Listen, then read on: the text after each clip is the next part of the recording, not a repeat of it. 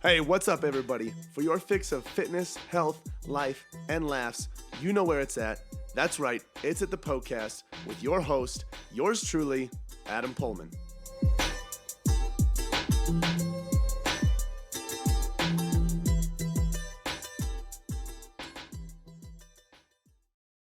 Hello and welcome to another episode of the Poecast. This is the show where all of your health, fitness, and nutrition questions are answered by me, your host and coach, Adam Pullman. All right. In today's episode, we're talking about why you might not be losing weight even if you're in a calorie deficit. I know you're like, time out, dude. That doesn't make any sense. That defies the laws of science. I understand. So make sure you tune in to this episode for more context on that. And if you're someone that's at a plateau or you feel like you're in a deficit and you're not losing weight or anything related to that whatsoever, this is going to be a very crucial episode for you to listen to. All right. Now, if you're new to this show and you're not really sure how it works, it's pretty simple, really. I literally just answer questions that are sent in by listeners like you, which creates an awesome space for you to get your specific questions answered. So if you have a question or multiple questions that you would like me to answer and address here on the show, that way you can get an answer that's a little bit more in-depth, in detail, you can submit those questions on Instagram. So my handle is Adam_PullmanFit. And a couple of times per week, I will post a question box in my story that says, ask me a question.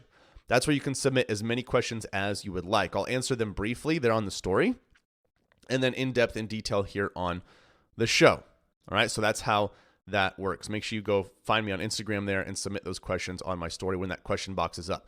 Please make sure that you submit it's just one question that fits into the box. You can submit multiple questions, but try not to do one question that you submit 3 different times because it's so long. It needs to be one question that per box, like one question in that little question box that fits in there, and I'll answer it for you. All right. I used to do the whole thing where it's like you can string multiple parts of a question into three different stories, but that was a pain in the butt for everybody, and I didn't enjoy it myself. So just keep that question short, concise, fit it in that box, and I will answer it for you to the best of my abilities. All right. So that's how you go ahead and get your questions answered. Now, this show is listener driven, and you've got not only do you have a chance to have your questions answered, but you have some pretty cool opportunities to utilize some great products from awesome companies that I am affiliated with. So today's episode, the affiliation is Mir. Mir makes amazing products, cups, cups, tumblers, mugs. That's what I was confusing. Mugs and tumblers, tums. That keep your drinks cold or hot for a very long period of time. So it's summer right now, which means it's cold brew season. If you drink hot coffee in the scorching heat, you're for sure a psychopath. Change my mind. So I'm all about the cold brew right now, which means that, I've got all these beans prepared or, ground up. And then, I'm using my cold brew little container maker thing and switching it out whenever it's out. And I use Mir's coffee canister. So it's got this little like plastic seal. The top and bottom are plastic, but in the middle is like this like rubber tire almost. And when you like flip the switch over on it, it inflates and it creates this like airtight seal in that canister. And even after I've like ground the coffee up, it keeps it extremely fresh for a very long period of time, which is super nice because it's annoying to first world problems. It's annoying to grind the beans every single time. It's way easier to just grind them all at once and then put them in a container. And I don't have to worry about them not being fresh, a week later when I go to use those beans for the next pot of cold brew. So there you have it. So I highly recommend that. If you want to get 20% off of your order, so go to mir.com, MIIR.com, pick all the products that you want, use the code AdamPullman20 at checkout, and you will get 20% off. All right. So that's our affiliate for today's episode. Now, if you're someone that's been listening for a while and you're like, hey, I want some more information, maybe even about coaching, because you just sit and talk on a podcast all day long. I don't understand. No, I coach people one-on-one to help them transform their body, mind, and spirit. So if you're like, okay, I've got all the information, I need more counsel, I need more guidance, the first step I would recommend going to our private Facebook group where you can get more exclusive content to help you out. And you can also hear from other people that have worked with me in the past and that are working with me now. And so you can get an idea of whether or not you want to pursue that. So the Facebook group, just go ahead and message me on Instagram with Facebook group, and I will send that right over to you so you can request to join there. Now, if you're interested in coaching as well, like you already know you want some accountability, you want to coach, message me on Instagram as well, and just say call. And that will let me know that you're interested in coaching. We can set up a call to get to know each other more, see how I can best serve you as you're trying to improve your health and fitness. Now, lastly, if you want access to some more valuable free resources, free articles, free guides, go ahead and go to pullmanfitness.com/free. That's POEHLMANN fitness.com/free. All right, I'm really excited for today's question because it's something that really confuses people. So this question comes from Instagram. It comes from Jemima McDougall. Really hope I pronounced that right. I'm so sorry if I didn't. And the question is this: main reasons why weight wouldn't be going down. I know I am in a calorie deficit. All right. So there is a lot that goes into this, that plays into this. But first and foremost, I just want you to know, whether it's, the person that asked the question that's listening or anybody else that has struggled with this, you're not alone. It's totally normal to experience this at some point, and there is a solution. All right. So try not to dwell in the frustration of feeling stuck, and know that there is a way out. There isn't a way of escape. There is a plan and a solution to get you past that hurdle, past that frustration, past that obstacle. So just know that you're not alone, and it's all good. We're going to figure it out. Okay. So there are a few different reasons why this could be going on, tons of different reasons, but I want to go over the most common one first, and a big thing that people don't tend to differentiate. So there is a large difference. There is a very big difference between weight loss and fat loss. Okay, when we get on a scale and it gives us the number, if I get on the scale and it says 190 something or 200 something, whatever it is, I have no clue what I weigh.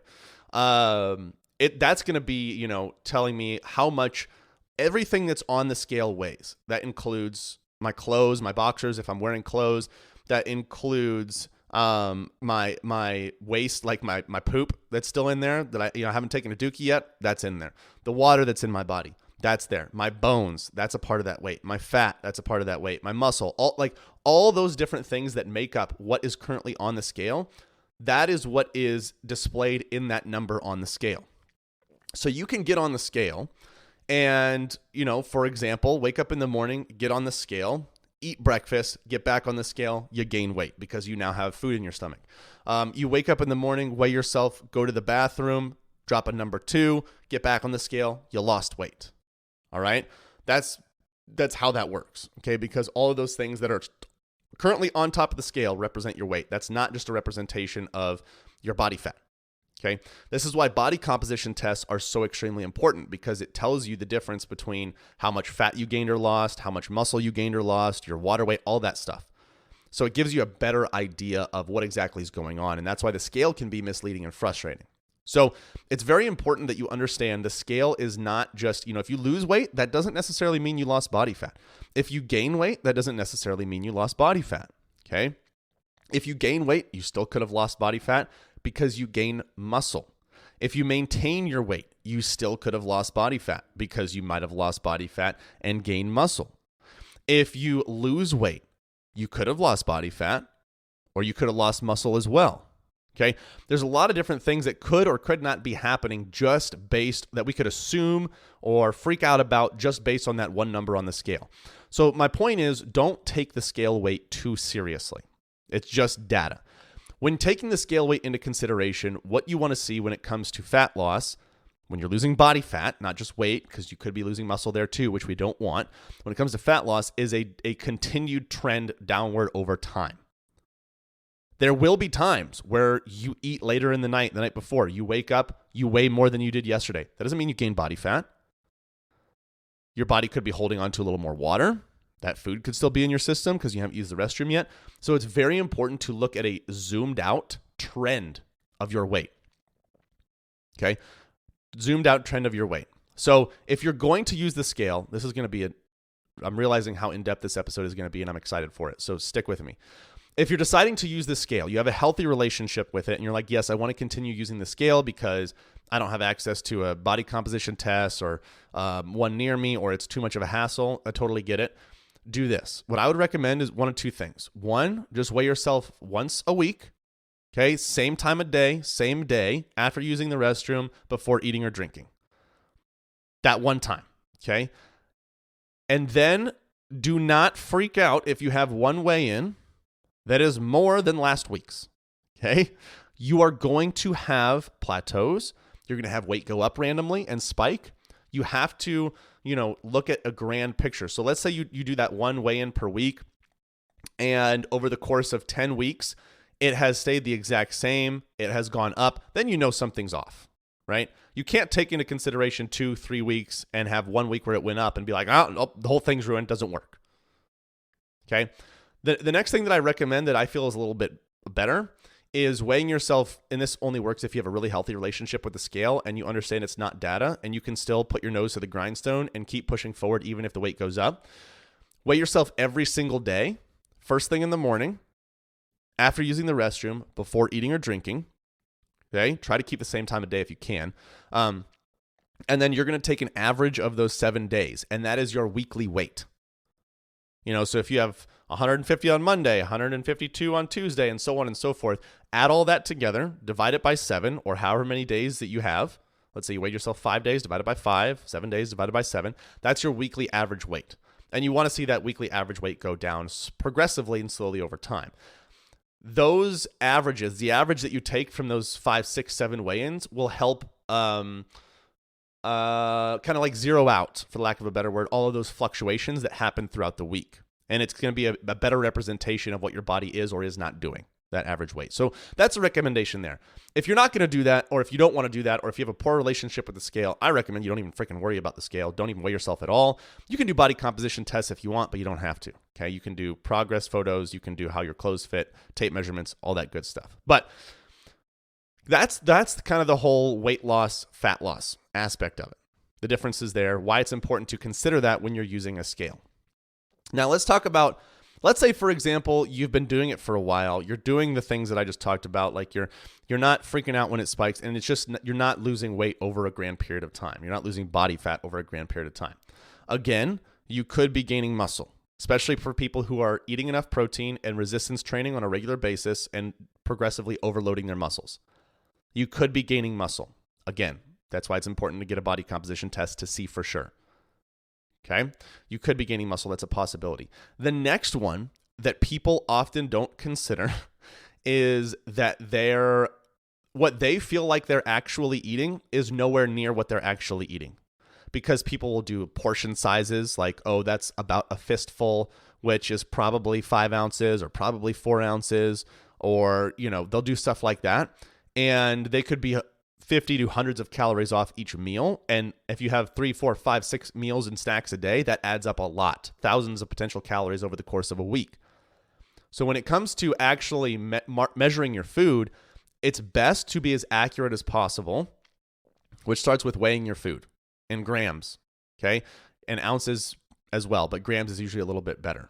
So you need to weigh all your food to see if if what you think you're eating is actually what you're eating. Because if you're not weighing your food, 99.9% of the time, that's not what you're actually eating. Even if you're doing measuring cups, there's a big difference between, you can have 2 different measuring cups, both are 1 cup, and you could have a different weight of those things. Okay? Because it's not as accurate. The measuring cup is not as accurate as the weight. All right? So that's something that you definitely need to consider there. Are you actually entering in the exact amount of food that you're actually consuming? If so, here's the next thing that's going on. You're not actually in a calorie deficit. And people were like, yes, I am. I swear I am. I did the calculations, blah, blah, blah. I'm eating less than I should be. Doesn't matter. It doesn't matter if you did what you feel like the calculations said you should do. It doesn't matter if you're doing that consistently, because here's the thing. Those calculations are inaccurate. They're inaccurate. That doesn't mean that they're not useful. But there's 2 components to this. 1, the calculations are never 100% accurate. 2, whatever you feel like your body is or is not doing on paper is almost never a representation of what is going on in real life. So they kind of go hand in hand. So let's go back to the calculators. all right, as far as basal metabolic rate, total daily energy expenditure. They're just guesstimates. They are best guesses of what you may be burning according to your activity levels, your height, your weight, how much muscle you have, all that stuff. And the more general they are, for example, age, height, weight, gender, if you take that, it's super general. You can take 10 different people with the same age, the same height, the same weight, the same gender, and could have completely different metabolic rates across the board. So that's very general. If it gets more specific, like how much muscle you have, amount of steps that you take per day, activity level, it's going to be a little bit better, but still not going to be 100% accurate. So you have to take those calculators with a grain of salt and understand that it's just a starting point and that you are going to likely need to make adjustments if you're not seeing the results that you want to see. So people do this all the time. They're like, oh, well, this calculator told me I need to eat 1,500 calories a day. I'm eating 1,500 calories and my body fat hasn't gone down at all. Well, perhaps the calculator was wrong. Maybe you either need to move more or eat a little bit less. Now, obviously, that's burning the candle at both ends, and that only lasts so long. So don't say, oh, Adam said all I need to do is just move more and eat less all the time, and I'll be good. You're definitely going to run into some adaptations that are going to frustrate you if you do that, okay? But essentially, that's what it comes down to, calories in versus calories out. So you have to make an adjustment. So that's 9 times out of 10, that's the deal. Either people are not representing or accurately tracking their food, or they have a complete misunderstanding of what they should be eating based on what some calculator told them, and they're getting married to that number, or they're getting married to that idea and feeling like that's the absolute truth for them, when in reality it's just a guesstimate. And if it doesn't work, that means the guesstimate was wrong, and you need to make some sort of adjustment. Once you progressively see fat starting to come off week over week over week, month after month, then you know you've been in a calorie deficit over that period of time. Because that's the only way it happens, is through that calorie deficit as far as fat loss goes. The next thing that people don't consider, the last thing I want to mention, kind of going off those last two, is this. You can take age, height, weight, gender, all that stuff, activity level to figure out your total daily energy expenditure. Fantastic, fine. But what those calculators can't consider is the metabolic adaptations that your body has and what your body is used to eating. If I take someone, let's say I've got 2 Susie Mays. I've got Susie May 1, Susie May 2. They both are the same age, the same height. They're both women. They both, They both weigh the same. Okay, they have all those same stats. But Susie May 1 has been eating 1,200 calories for the last 6 months or so. Susie May 2 has been eating 2,000 calories for the last 6 months or so. There is going to be a big difference in their metabolisms between Susie May 1 and Susie May 2. Okay? If the calculator says, oh, because Susie May 1 has these same stats, they need to eat 1,800 calories, that's 600 more than Susie May 1 has been eating this whole freaking time. She's likely going to start gaining some weight. So there are different metabolic adaptations that your body has had based on what you've exposed it to with your nutrition. If you've eaten a very little amount of food for a very long period of time, your body likely does not burn that many calories at rest. If you've eaten more food over long periods of time, like a higher amount, and that's your normal, your body may likely burn more calories at rest because there does seem to be an increase in metabolic rate with the calories that you add. But that doesn't mean that the metabolic rate outperforms the added calories. So you have to be careful with that information. That doesn't mean just go gorge your face and be like, oh, my metabolism's faster now. You're going to gain body fat. Okay. It has to be a slow progressive thing. But the point is, there's internal stuff that calculators and body composition tests and all that stuff, they just can't measure. So in summary, all this goes to say that we are beautifully created machines. We are beautifully created human beings that have bodies that can do some freaking amazing things. And those amazing things are so complex and still so far beyond our understanding that we cannot measure them with 100% accuracy. You have to remember that. People say that the human metabolism is one of the most complicated things next to figuring out the freaking universe. It's not this black or white thing. Okay, so I don't mean to say that to overwhelm you and be like, oh, you're never going to figure it out. What I'm trying to say to you and remind you of is just don't get married to that calculator. Don't get married to what that one person says. Understand and accept the fact that you are most definitely going to need to make adjustments over time to figure out what your true calorie deficit is during that period, what you need to do to maintain that, to reach your goal for whatever period of time that might be. And then also remember that that's going to need to change over time too. Just because you did something 3 years ago, that doesn't always mean it's going to work for you now. Your calorie deficit 3 years ago might have been 1,500 calories. Maybe now it's 1,300 because you've just kind of starved yourself a little bit. And so your metabolic rate has slowed down. I'm not saying that's a guarantee, but those are just factors that you need to consider, all right? So it's not so black and white. The point is make adjustments to figure out what finally works for you. You're going to continue having to refine that process for the rest of your life. And that's a good thing because you figure out more and more and more about your body. All right, so you have to accept the fact that that's what it's going to look like for years and years to come. And when you accept that, you're going to be far more likely to dig deep and figure out what's going on and make those adjustments. All right, I hope that helped in some way. If you know someone that could benefit from this episode that's feeling stuck, please share it with them. Let them know that this is where they can go to get all of their health, fitness, and nutrition questions answered. Oh my goodness, I cannot believe it is over already. Hey, thank you guys so much for listening to the Poecast. Hey, listen in. If you have a health and fitness goal that you are trying to reach, I don't know what else to say other than to say it must be a match made in heaven. If you didn't know already, Pullman Fitness exists to transform the body, mind, and spirit through personal coaching and sustainable fitness plans for any stage of life. So, if you want to reach your goals, build sustainability, and enjoy life all at the same time, you guys got to check out Premier Coaching at Pullman Fitness. From custom-tailored programming to 24/7 access to your personal coach, you'll have everything that you need to succeed. You guys can find out a lot more about Premier Coaching as well as our membership program at pullmanfitness.com. Hey, if you enjoyed the show, share the love by leaving a 5-star review and introducing the Poecast to your friends and family. As always, thank you so much for listening, and until next time, this is the Poecast.